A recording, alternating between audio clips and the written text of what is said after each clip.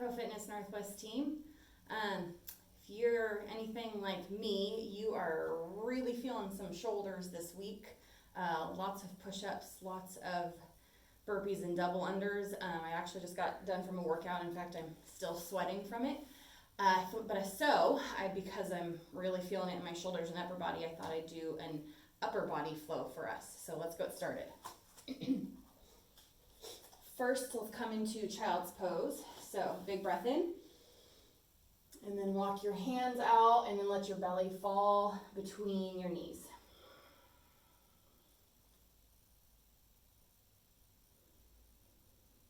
And start to take some big belly breaths into your belly, and then exhaling deeply. Letting your hips sink back, and your fingertips reach forward. And I'm going to count through each of these for about 30 to 60 seconds, just an internal head count.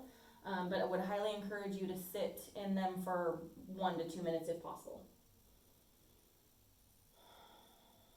Okay, so push yourself up, and then we'll take our right arm and we'll thread it underneath our chest.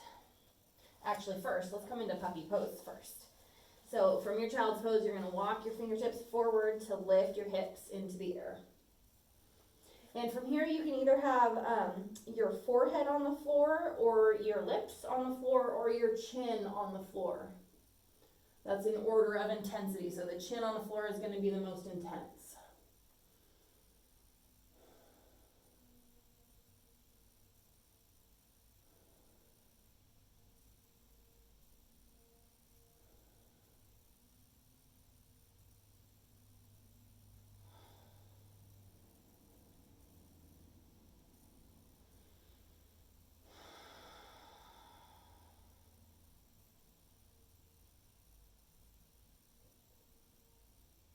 And then push yourself up, and then we'll thread our right arm underneath our body.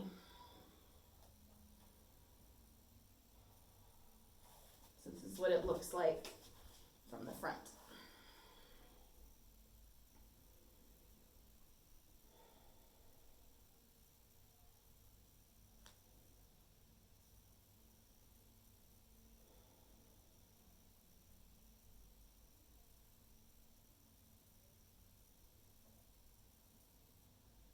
And then push yourself up, and then let's change sides. Left arm threads under.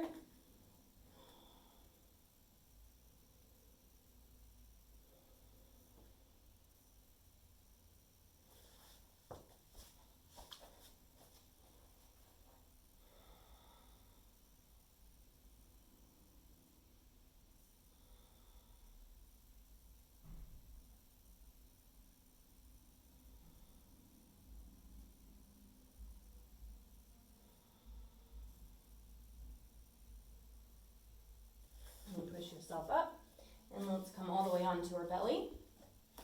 Now we're going to come into a pec and a shoulder stretch. So you're going to extend your right arm perpendicular from your body.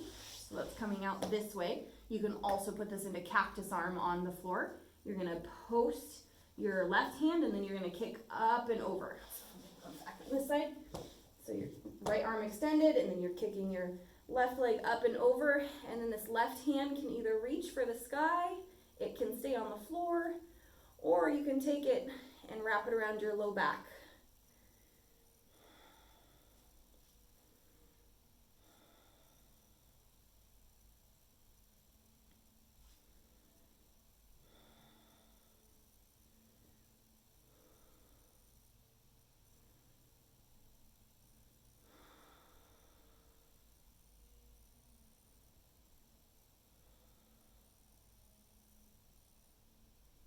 Okay, let's roll over onto the other side. So left arm perpendicular to the body, right hand post on the floor by your head, and then we're going to kick our right foot up and over.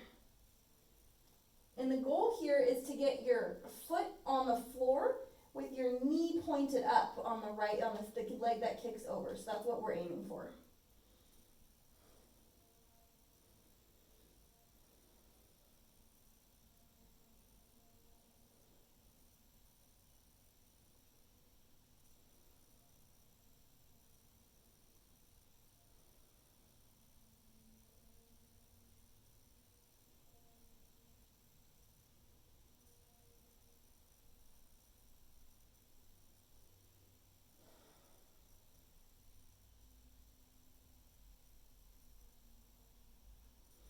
then roll over onto your belly, push yourself up, and come on up to kneeling.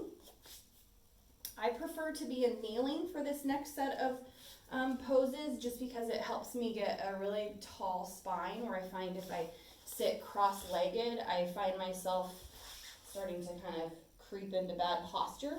So kneeling for me is what keeps my spine nice and tall. You can do this without and reduce the pressure on your knees by like taking a pillow or a block and just either putting a pillow in between there to help kind of prop yourself up, or sitting on top of a block. So first thing, from kneeling, we're going to cross our right arm across our body, and using your left hand to pull that side of your shoulder open.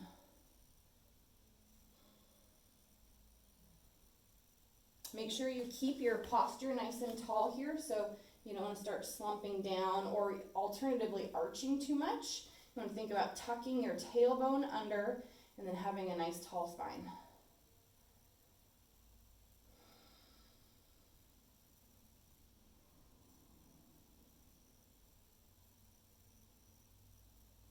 And then we're going to transition into hero arms here. So you're going to take that same right arm and you're going to pat yourself on the back, and then you're going to use your supporting left hand to start to creep your fingers down your back. Again, staying with that nice tall posture, so you don't want to start rolling forward at all, or just letting your head creep forward. You really want to pull that chin back. And think about growing nice and tall. So you can stay here with your hand supporting your elbow, or you can take your left hand and place the back of the palm on your back, and then start to reach your fingertips together.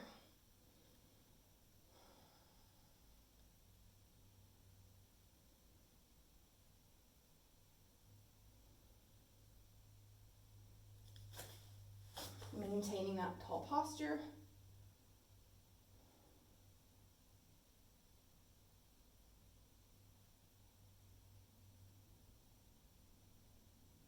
And then let that go, and then we'll switch sides. So we'll take the left hand, left arm, cross that across your body, and then take the right arm to support it.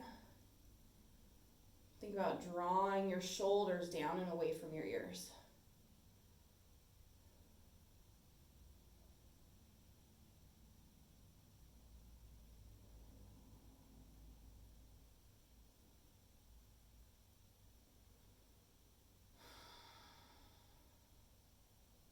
And then we'll take that up and over into hero arms. So you'll take your left hand, pat yourself on the back, take the right hand, and then start to walk your left fingertips down your spine. You can stay here, or you can take your right fingertips to meet your left fingertips, maintaining that tall posture. This is what it looks like from the front.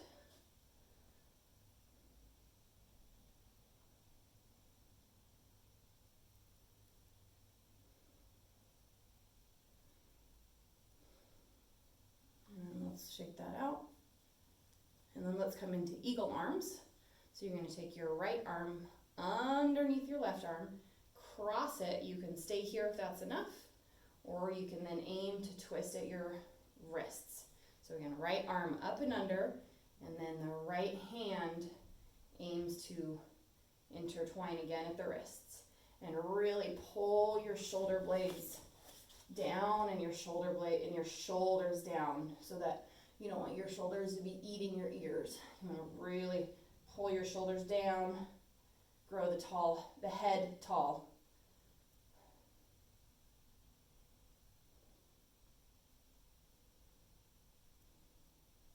And let's switch sides.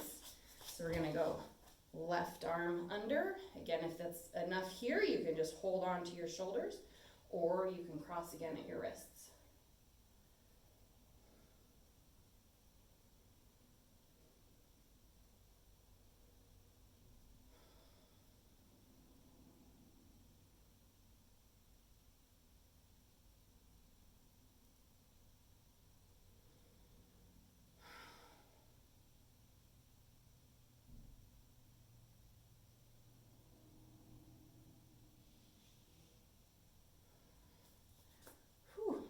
Okay.